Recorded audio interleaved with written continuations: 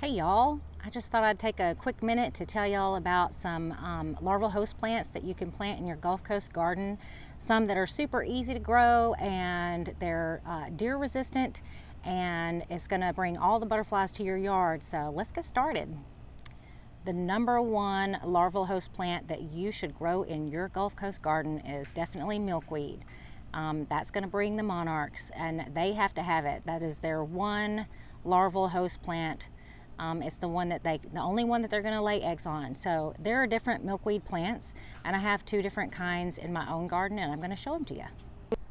This is swamp milkweed, and I bought it. You can see, look at this, look how thick that is.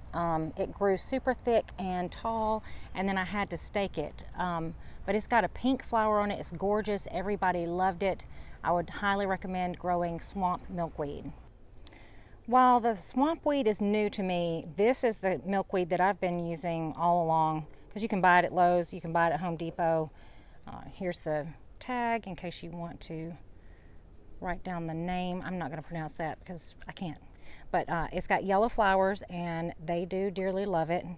I've enjoyed the swamp milkweed because it grew so large. You can see that's those four things sticking up, and it flowered so profusely, and I ended up having to cut it down a little bit because the aphids had attacked it. But every butterfly that came to the garden wanted that swamp milkweed.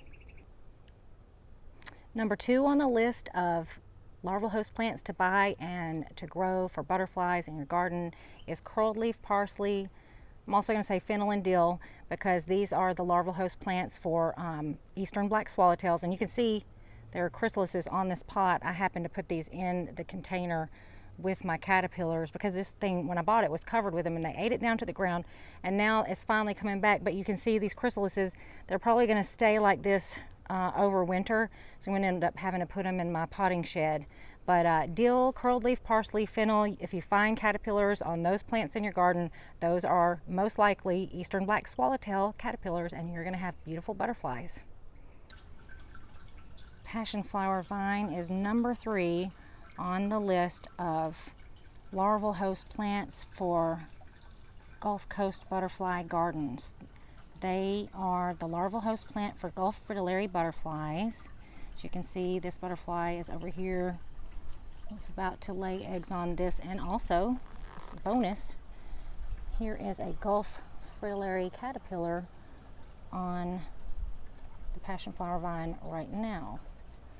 I'm not sure, I'm hoping I'm telling you correctly, because there are two kinds that are specifically good for you, and one is Passiflora incarnata, and the other one is Passiflora lutea. I'm not sure how to pronounce that, but those two are the good ones.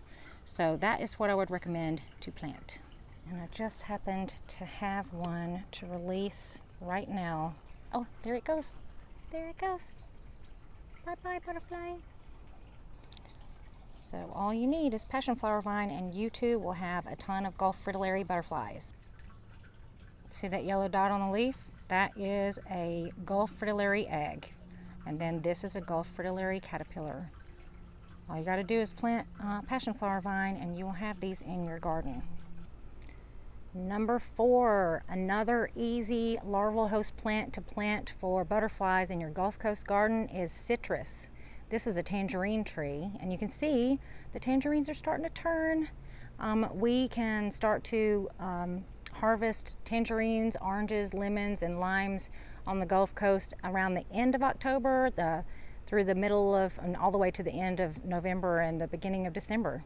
So you get fruit and they get leaves, and everybody wins. Giant swallowtails love citrus. This is going to be a new one for me. This is American Wisteria, and I'm going to plant this. It's larval host plant. It's the larval host plant for long-tailed skippers and several other kinds of butterflies. Look at the leaves. Aren't they lovely? I didn't know where I was going to grow this, but I think I'm going to train it to grow along the top front of the house. So I'm looking forward to this American Wisteria. Make sure you get the American kind. Here's a bonus larval plant for you. This is called fog fruit or frog fruit or turkey tanglefoot. It is also a larval host plant. It's native to Alabama, native to the southeast, And the common buckeye is the butterfly that uses it as a larval host plant. And also this is a ground cover. It's just adorable. I'm getting a real kick out of having it in the garden. Just look at how it's spread. And to get butterflies out of it too, that's just a great bonus. I couldn't resist. I had to do one more bonus native larval host plant, and it is violet. Just the common blue violet. It is the larval host plant for spangled fritillary butterflies. And it says, I read about it, I've never seen them using it, so I'm going to take a closer look this winter and see. They lay their eggs, I think, in the fall, and then the caterpillars emerge in the spring.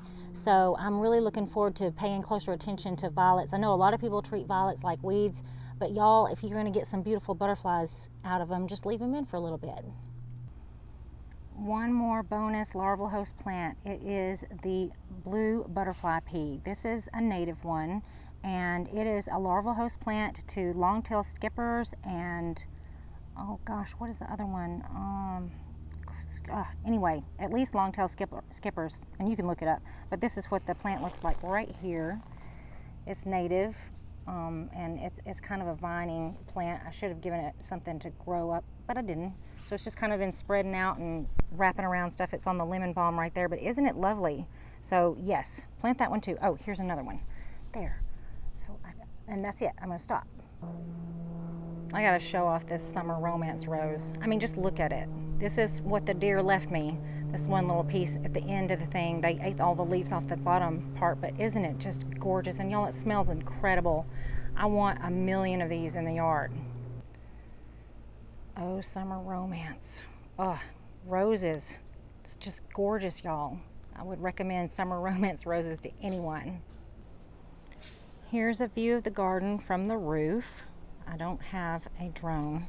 I'm just standing on the roof. You can see that orange line to the far right. That's going to be where the fence is. And here it is. This is what the doves see when they're flying away in a huff when I come outside. I'm just really enjoying being able to see it from the air. And this is the front yard, the beginnings of my food forest. It's not very impressive yet, but I'm planning on growing all kinds of things that will be edible. If you've ever watched Rob Greenfield's videos, it's super inspiring what he did when he was eating just from his yard for a whole year. This frog is so cool looking. It is very small. It's about the size of my thumbnail. I just found this caterpillar. It was on my, one of my, gosh, I can't remember what this is called. But look how pretty it is. I think I'm gonna save it and raise it and see what it turns into. I'm sure it's a moth and not a butterfly. It's so lovely.